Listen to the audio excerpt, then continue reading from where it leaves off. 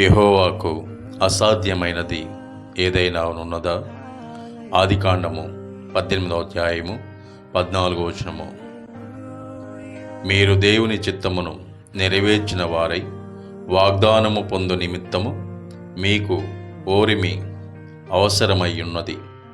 Hebrew 10వ అధ్యాయము 36వ వచనము. వాగ్దానము చేసినవాడు నమ్మదగినవాడు గనుక మన నిరీక్షణ విషయమై మన మెప్పుకొనున్నది నిశ్చలముగా పట్టుకొందుము. హెబ్రీ 10వ అధ్యాయము 23వ వచనము.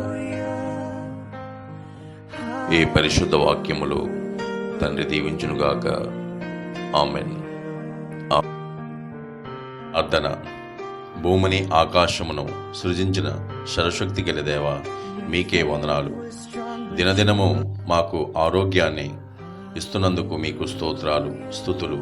తండ్రి, ఎంతమంది ఈ వాక్యాన్ని వీక్షిస్తున్నారో వారందరికీ, వారి కుటుంబాలకు ఆశీర్వాదమునివ్వండి. మాతో పనిచేసిన వారిని, మా చుట్టూ ఉన్నవారిని, కార్మికులను, పోలీస్ వారిని, టీచర్స్ను, డాక్టర్స్ను, అనేక పనులు చేసిన వారందరినీ ప్రేమతో కాపాడండి.